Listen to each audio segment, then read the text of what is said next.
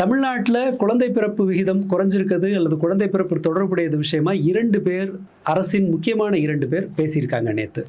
ஒன்று அமைச்சர், சுகாதாரத்துறை அமைச்சர் அருண்ராஜ். அவர் என்ன சொல்லியிருக்காருன்னா, கூடிய விரைவில் இந்த பிறப்பு விகிதம் குறைந்து ரீப்ளேஸ்மெண்ட் ரேட் ரொம்ப கம்மியாக இருக்குது, 1.4 கீழே போயிருக்கு, அடுத்த மக்கள் தொகை கணக்கெடுப்பில் தான் இது சரியான தகவல் தெரியும் அப்படின்னு சொல்லிட்டு விரைவில் இந்த குழந்தை பிறப்பு விகிதத்தை அதிகரிப்பதற்கான நடவடிக்கைகள் எடுக்கப்படலாம் அப்படின்னு இருக்கார். அதாவது 2 குழந்தைக்கு மேலே பெற்றுக்கொள்வது, அதிக குழந்தைகளை பெற்றுக்கொண்டால் சலுகை. அது சந்திரபாபு நாயுடு கவர்மெண்ட் சொன்னது, அல்லது உலகளாவிய அளவில் பல நாடுகளில் தர்ற மாதிரியான ஒரு ஸ்கீமை சுட்டி காட்டினார். ஒரு ஏற்கனவே கூட இந்த மக்கள் தொகை விகிதம், அந்த ஏஜ் ரொம்ப அதிகமாக வருது, ஓல்டேஜ் பாப்புலேஷன் அதிகமாக வருதுங்கிறத பற்றியெல்லாம் பேசியிருக்காரு. இதே நாளில் சபாநாயகர் ஜேசிடி பிரபாகர் ஒரு கருக்கலைப்புக்கு எதிரான கத்தோலிக்க பாதிரியார்கள் மற்றும் கத்தோலிக்க கன்னியாஸ்திரிகள் நடத்தின ஒரு பேரணியில் கலந்துக்கிட்டு பேசியிருக்கார். இது ரெண்டுமே சுற்றி வளைச்சு சொல்கிறது என்னென்னா, குழந்தை பிறப்பு குறையுது, குழந்தை பிறப்பை அதிகரிப்பதுங்கிறது ஒன்று. இன்னொன்று, கருக்கலைப்பு பாவம்ங்கிற கிறிஸ்தவ பழமைவாதிகளினுடைய ஸ்டேட்மெண்ட்டை ஆதரிக்கிற மாதிரியான ஒரு நடவடிக்கை எடுத்திருக்கிறாங்க கத்தோலிக்க பாதிரிமார்கள். அதில் சபாநாயகர் போய் பேசியிருக்காரு. இது தேசிய ஊடகங்களில் ஒரு எதிர்மறையான விமர்சனங்களை உருவாக்கியிருக்கு. இது பெண்களுக்கு எதிரான கருத்துன்னு சொல்லி.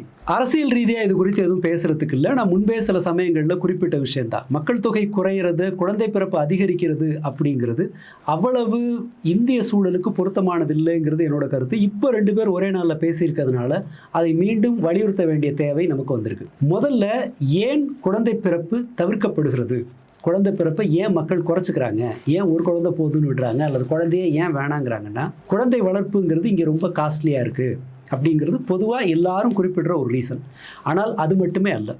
இங்கே ஒரு குழந்தையை பெற்று முறையாக வளர்ப்பதற்கான சப்போர்ட் சிஸ்டம் ரொம்ப மோசமாக இருக்குது. முன்பு தெருவே வளர்க்கும், இப்போ அதற்கு உதவுறதுக்கு ஆட்கள் இல்லை. பெரியவர்கள், இளைஞர்கள் வெவ்வேறு இடங்கள்ல இருக்காங்க, அவங்களுக்கு நடுவே இருக்கிற அட்ஜஸ்ட்மெண்ட் ப்ராப்ளம்னு சொல்லி பார்த்து கொள்வதற்கு முன்பு இருந்த ஒரு சமூக சூழல் இன்னைக்கு கிடையாது. குழந்தை பிறப்பை தாங்குகிற அளவுக்கான உடல் வலிமையோடு, மன வலிமையோடு குழந்தைகள் வளர்க்கப்படுறாங்களான்னா இல்லை. ரொம்ப சொபிஸ்டிகேட்டடாக வளர்க்கப்படுகிற குழந்தைகள், எந்த கஷ்டமும் பார்க்காம வளர்க்கப்படுறவங்க, குழந்தை வளர்ப்புங்கிறது ஒரு பெரிய ரெஸ்பான்சிபிலிட்டிங்கிறதுனால அதுக்கு பயப்படுறாங்க. இது அடுத்த காரணம். குழந்தை வளர்ப்பதற்குரிய ஒரு சுற்றுச்சூழல் நம்மகிட்ட இருக்கா? இருக்கிற பொல்யூஷன்லேருந்து, உணவுப் பொருட்கள் இருக்கிற சத்துக்கள் குறையிறதுலேருந்து இன்னொரு பெரிய சவால் ஒரு பக்கம் உருவாயிட்டு இருக்கு. மேபி அது குழந்தை பெற வேணான்னு நினைக்கிறவங்களுக்கு இதற்காக அவர்கள் மறுக்கிறாங்கன்னு நம்ம சொல்ல முடியாது. ஆனால் இது ஒரு முக்கியமான காரணம். ஒரு குழந்தையை வளர்ப்பதற்கான செலவினங்கள் தலைக்கு மேலே போகுது. சராசரியாக ஒரு நடுத்தர வர்க்கம் தன் குழந்தையை பள்ளி முடிக்கிறதுக்கே 55 லட்சம் ரூபா வரைக்கும் செலவிட வேண்டியிருக்குன்னு தரவுகள் சொல்லுது. இந்தியாவில் ஸ்கூல் எஜுகேஷன் காஸ்ட் அதிகமாகிட்டே இருக்குது. பெரிய நகரங்களில் 1.5 லட்சம் ரூபா வரைக்கும், சராசரி நடுத்தரமான பள்ளிகள்லேயே 1.5 லட்சம் ரூபா வரைக்கும் ஃபீஸ் போகுது. இது இல்லாமல் மற்ற செலவுகள்லாம் இருக்குது. தாங்க முடியாத சுமை இந்த பணச்செலவுனால் வருது. இவ்வளவு கிரிட்டிக்கலாக ஒன்று இருக்குது. இவ்வளவு சூழல் நெருக்கடியாக இருக்கும்போது இந்த சூழல் குறித்து எந்த அக்கறையும் இல்லாமல் இந்தியாவில் இது குறித்து கவலைப்படுகிற எல்லாரும் குழந்தை எக்ஸ்ட்ரா பெற்றுக்குங்க அப்படின்னு ஒரு அட்வைஸ் அள்ளி வீசிட்டு போயிடுறாங்க. இது போல் பல பேர் பேச ஆரம்பிக்கும் போது ஏன் அதை நம்ம மறுபடியும் இதை வலியுறுத்த வேண்டியிருக்குன்னா, பல்வேறு நபர்கள் இது குறித்து பேசும்போது அதை பார்த்துட்டு அதுதான் ரீல்ஸ் கண்டென்ட்னு நினச்சிக்கிட்டு கொஞ்சம் இப்போ இருக்கிற அந்த இன்ஸ்டாகிராம் அடிக்ட் ஆனவங்கெல்லாம் எக்ஸ்ட்ரா குழந்தைய பெற்றுக்கிறேன் ஒரு சேலஞ்ச் மாதிரி, அல்லது ஒரு ரீல் கண்டென்ட்டுக்கு பிள்ளை பெற்றுக்கிறேன்னு போயிடுவாங்களோங்கிற பயத்தினால நாம் இதெல்லாம் பேச வேண்டியிருக்கு. நிஜமாவே இவர்கள் குழந்தை பிறப்பை ஊக்குவிக்கணும் அப்படின்னு நினச்சாங்கன்னா மாடல் நார்வே எடுத்துக்கலாம். நார்வே சுமாராக 1 லட்சம் நார்வே கரன்சி தர்றாங்க ஒரு குழந்தை பெற்றுக்கிற தாய்க்கு. 1 லட்சம் ரூபாய்னா கிட்டத்தட்ட இந்திய மதிப்புக்கு 10 லட்சம் ரூபா வருது. இது இல்லாமல் அந்த குழந்தைக்கு மாதம் 2000 நார்வே கரன்சி, கிட்டத்தட்ட 20,000 ரூபாய். 2வது குழந்தை பிறந்துச்சுன்னா அதுக்கு தனி 49 வாரங்களுக்கு லீவ், பெய்டு லீவ் தர்றாங்க. அல்லது 61 வாரங்களுக்கு 80% சம்பளத்தோட லீவ் தர்றாங்க. இதில் அட்ஜஸ்ட்மெண்ட் நிறைய உண்டு. அப்பா அம்மா மாறி மாறி எடுத்துக்கலாம். அல்லது பெற்றோர்கள் குழந்தையை பார்த்துக்கிற இன்னொருவருக்கு இந்த லீவை ட்ரான்ஸ்ஃபர் பண்ணலான்னு சொல்லி மேக்ஸிமம் ஃப்ளெக்சிபிலிட்டியோட இந்த சிஸ்டம் அங்கே இருக்குது. அது மட்டும் இல்லாமல் குழந்தைகளோட உணவுக்கான செலவை அரசு ஏற்றுக்குது, சப்ளிமெண்ட்டுக்கான செலவை, பள்ளி, மருத்துவம், இது எல்லாத்தையும் அரசாங்கமே செய்து நார்வேல. இதெல்லாம் செஞ்சுட்டு நீ எத்தனை பிள்ளை வேணால் பத்துக்க அப்படின்னு அரசு சொல்கிறது வேற. ஆனால் இங்கு மருத்துவ செலவிலிருந்து இந்தியாவில் மெடிக்கல் இன்ஃப்ளேஷன் 12% ஏறுதுன்னா கல்வி 8லேருந்து 12% ஏறுது. ஒவ்வொரு வருஷமும் கல்விக்கான செலவு போன வருஷம் இருந்ததை விட 8லேருந்து 12 விழுக்காடு ஏறுது. சப்போர்ட் சிஸ்டம் இல்லை. அண்ட் நடுத்தர வர்க்கம் தன்னுடைய வருமானத்தை இழந்து கொண்டிருக்கிறது, கடன் அதிகரிக்குதுன்னு சொல்லி இந்திய அரசோட தரவுகளே சொல்லுது. வருமானம் குறையுது, கடன் ஏறுது, ஆனால் இதில் எக்ஸ்ட்ரா பிள்ளை பெற்றுக்கணும்.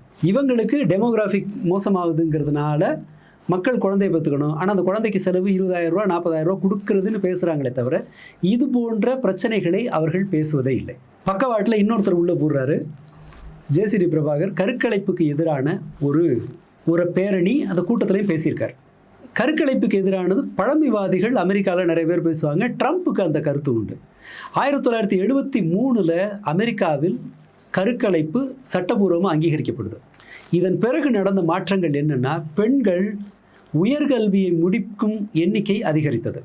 அவங்க ஃபைனான்ஷியலி இண்டிபெண்ட் ஆனாங்க. தொழில்துறையில் அல்லது தொழிலாளர் எண்ணிக்கையில் பெண்களோட பங்களிப்பு அதிகமாச்சு. ஒட்டுமொத்தமாக பார்க்கும்போது இது நாட்டினுடைய பொருளாதாரம் மேம்படுவதற்கு வழிவகுத்தது. எதனால்? ப்ரெக்னென்ட் ஆகி அதை கலைக்க முடியலை அப்படிங்கும்போது, வேணான்னு நினைக்கிற ஒரு குழந்தையை கலைக்க முடியலைன்னு ஒரு பெண் ஒரு சூழலுக்கு தள்ளப்படும் போது அவர் என்ன செய்கிறாருன்னு சொன்னால், அந்த குழந்தையை பெற்றுக்கிட்டு சமூகத்துக்கு பங்களிப்பு இல்லாமல் குழந்தைய ஆய வேலை பார்த்துட்டு அவங்க காலத்தை முடிச்சிடுற மாதிரி ஆகுது.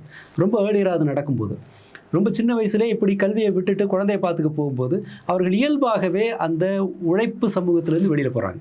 கருக்கலைப்பு இதற்கான ஒரு வாய்ப்பை கொடுத்தது. அது மட்டும் இல்லை, வேறு சில தரவுகள் சொல்கிறது என்னென்னா, கோகைன் பயன்பாடு, ஹெராயின் கோகைன் பயன்பாடு, இந்த கோகைன் ஹெராயின் பயன்பாடு கருக்கலைப்பு சட்டபூர்வமாகி 18 வருஷத்துக்கு பிறகு குறையுது.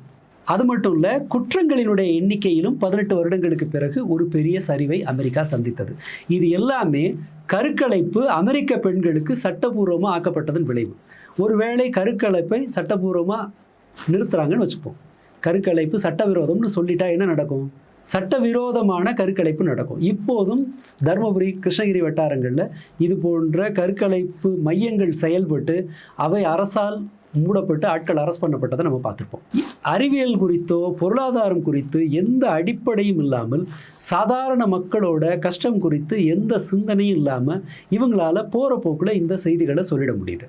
இந்த 2 அமைச்சர்கள் பேசினதோட நேரடியாக தொடர்பு இருக்கிற இன்னொரு தரவை பார்க்கலாம். இந்தியாவில் கிட்டத்தட்ட 31 லட்சம் ஆதரவற்ற குழந்தைகள் இருக்காங்க.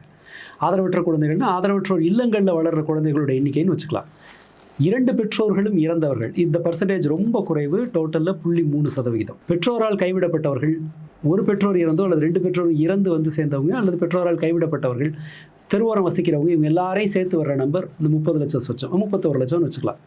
வேறொரு தரவு 2011 எடுக்கப்பட்ட இன்னொரு தரவு என்ன சொல்லுதுன்னு சொன்னால், கிட்டத்தட்ட 2 கோடி இந்திய குழந்தைகள் ஃபங்க்ஷனலி ஆர்ஃபன், அதாவது பெற்றோர்கள் இருக்கலாம் ஆனால் யதார்த்தத்தில் அவர்கள் ஆதரவற்றவர்களாக இருக்காங்க அப்படிங்கிறது இந்த தரவு. அண்டு இந்தியாவோட விவாகரத்து சதவீதத்தை பார்த்தோம்னு சொன்னால் அது ஆண்டுக்கு ஆண்டு கூடிக்கிட்டே போகுது. 4 ஃபேமிலி கோர்ட் இருந்த சென்னையில் இப்போ 8 குடும்ப நல நீதிமன்றங்கள் இருக்குது. ஆனாலும் விவாகரத்து கேட்டு காத்திருக்கும் எண்ணிக்கை உயர்ந்துக்கிட்டே இருக்குது. பதிவாகும் விவாகரத்துகள் அதிகரிச்சுக்கிட்டே இருக்குது. அது இல்லாமல் சட்டபூர்வ பிரிவு இல்லாமல் இயல்பில் யதார்த்த வாழ்க்கையில் பிரிஞ்சிருக்கிற பல்வேறு குடும்பங்கள் இருக்குது. குடும்ப பிரச்சனைகள்ங்கிறது இப்போ ரீசன்ட் டேஸில் அது ஒரு பெரும் பிரச்சனையாக, சமூக பிரச்சனையாக உருமாறிக்கிட்டே இருக்குது. இதோடு தொடர்புடைய பல்வேறு குற்றங்களும் நடக்குது. இந்த கொலை மாதிரியான அல்லது மிரட்டல், இது போன்ற பிரச்சனைகளும் இங்கே நடக்குது. விவாகரத்து கோருவோரில் 85 விழுக்காட்டினர் 18 வயசுலேருந்து 35 வயசுக்கு உட்பட்டவங்க. அப்போது குழந்தைகள் அனாதரவாக்கப்படுவது, அதாவது பார்ஷியலாக அவர்கள் கைவிடப்படுவதற்கான வாய்ப்பு முன்பை விட அதிகம் அப்படிங்கிறது தான் இன்னைய யதார்த்தம். இந்த சூழலில் 3 பிள்ளை பெற்றுக்க 4 பிள்ளை பெற்றுக்க அப்படின்னு அரசாங்கம் வலியுறுத்துறதும், கருக்கலைப்பு சட்டவிரோதம் பாவம்னு மத நிறுவனங்கள் ஊர்வலம் போகிறதும் ரொம்ப மோசமான பின்விளைவுகளை ஏற்படுத்தக்கூடியது. அதுலேயும் இப்போ பாப்புலர் ஒப்பீனியன் பின்னால் மக்கள் ஓடும்போது, இது ஏதோ அரசின் பெரிய ஆட்கள் பேசும்போது இதை தற்காலிகமான ஒரு கசப்பான முடிவை எடுக்க பயந்துக்கிட்டு, அல்லது ஏதோ ஒரு கியூரியாசிட்டியில் அல்லது இன்ஸ்டாவில் ரீல்ஸ் போகிறதுக்கு ஆகுன்ற மாதிரி 3வது 4வது குழந்தை பெற்றுக்கொண்டு வீரத்தாயின்னு பேர் எடுக்கிறேன்னு யாராவது ஏடாகுடம் பண்ணும்போது, இங்கே ஏற்கனவே இருக்கிற ஆதரவற்றோர் எண்ணிக்கையை இன்னும் இவர்கள் கூட்டி விடுவதற்கான வாய்ப்புண்டு. நாம் ஆதரவற்றோர் அப்படிங்கிறது இது இது வெறுமனே குழந்தைகள் ஆதரவு இல்லாமல் போகிறதுங்கிறது மட்டும் இல்லை. பெரும்பாலும் இப்படி கைவிடப்படுகிற குழந்தைகள் தான் சமூக விரோதிகளால் பயன்படுத்தப்படுறாங்க. இப்படி இது போல ஒரு டிஸ்ஃபங்க்ஷனல் புரோக்கன் ஃபேமிலியிலேருந்து வர்ற குழந்தைகள் பல்வேறு மனநல சவால்களை எதிர்கொள்ள வேண்டியிருக்கும். அதுக்காக செப்பரேஷன் தப்புங்கிறதல்ல என்னுடைய வாதம். ஆனால் அதற்கு தன்னை தயார்படுத்தி கொள்ள வேண்டிய ஒரு மாநிலத்தில் ரொம்ப போகிற போக்கில் எந்த விதமான சமூக பாதுகாப்பிற்கும் ஏற்பாடு செய்யாமல், குழந்தை பெற்றுக்கிறவங்களோட மொத்த செலவை நான் பார்த்துக்கிறேன், அவர்களுடைய ஒட்டுமொத்த கல்வி செலவு, மருத்துவ செலவு, பெற்றோருக்கு உதவித்தொகை, இதெல்லாம் நார்வே மாதிரியோ அல்லது இது போன்ற உதவிகளை செய்கிற மேலை நாடுகளைப் போலவோ இங்கே செஞ்சால் இந்த பேச்சுக்களுக்கு ஒரு மரியாதை இருக்குது, அதுக்கு ஒரு அர்த்தம் இருக்குன்னு நாம் எடுத்துக்கலாம். அதர்வைஸ் இது போன்ற பேச்சுக்கள், இது போன்ற பிரச்சாரங்கள் ஆபத்தானவை. இது போன்ற பிரச்சாரங்களுக்கு யாரும் பலியாயிடக்கூடாது. மேலும் 3வது குழந்தை பெற்றுக்கிறது நாட்டுக்கு செய்கிற சேவை அப்படின்னெல்லாம் யாரும் நினச்சிட வேண்டாம். அவ்வளவு மெனக்கெட்டு நாட்டுக்கு சேவை செய்ய வேண்டிய அவசியமே கிடையாது. ஏன்னா குழந்தை வளர்ப்பு என்பது ஒரு 24 மணி நேரத்து வேலை. அரசாங்கம் 5000 10,000 கொடுத்துட்டு ஒதுக்கலாம். இந்த வேலையிலிருந்து ரிட்டையர்மெண்ட்டோ டெம்பரவரியாக அதிலிருந்து விலகுவதோ சாத்தியமில்லை. இன்ஃபேக்ட் ஒரு குழந்தையை பெற்றுட்டு வளர்க்க முடியாமல் கைவிட்டுட்டு போகிறது தான் சமூகத்துக்கு விரோதமானது. அதை வேணால் பாவம்னு வச்சுக்கலாம். மற்றபடி கருக்கலைப்பு பாவம் இல்லை, சட்டவிரோதமாக அது ஆகக்கூடாது. 2வது, ஒரு குழந்தை போதும் 2 குழந்தை போதும்னு முடிவு பண்ணுறது அது நாட்டுக்கு செய்கிற சமூகத்துக்கு செய்கிற சேவை தான். ஒருவேளை அந்த 2ம் வேணாம், எனக்கு வெறும் பிள்ளையே வேணான்னு ஒருத்தர் நினச்சா கூட அதுவும் நியாயம்தான். ஏன்னா சமூகத்தில் இருக்கிற ஏராளமான பிரச்சனைகள் தீர்றதுக்கு இன்னும் 15 வருஷம் ஆகும். இந்த புதிய குழப்பங்கள் தீர்வதற்கு, இந்த சுற்றுச்சூழல் மேம்படுவதற்கு, இந்த பொருளாதாரம் ஓரளவு மனுஷன் வாழ்கிற அளவுக்கு மாறுறதுக்கு, எல்லாமே நடக்கிறதுக்கு இன்னும் கொஞ்சம் காலம் எடுக்கலாம். அண்ட் சிவிக் சென்ஸ், சாதாரணமாக பஸ்லேயோ ரயில்லையோ போகும்போது இவங்களுக்கு இருக்கிற சிவிக் சென்ஸை பார்க்கும்போதே நமக்கு வயிறு வாயெல்லாம் எரியுது. இவ்வளவு மோசமான உலகத்தில் ஒரு பிள்ளை 2 பிள்ளைன்னு கொண்டு வந்து தள்ளுறதுக்கு அவசியம் இல்லை. நாம் என்ன நினைக்கிறோமோ அதை செயல்படுத்தலாம். இது போன்ற பிரச்சாரங்களுக்கு பலியாயிட வேண்டாம். ஒருவேளை நம்மளை சுற்றி இருக்கவங்கள யாருக்காவது இந்த குழப்பம் இருந்துச்சுன்னா அவர்களுக்கும் இதை சரி நம்புகிறவங்க பரிந்துரைக்கலாம். நன்றி.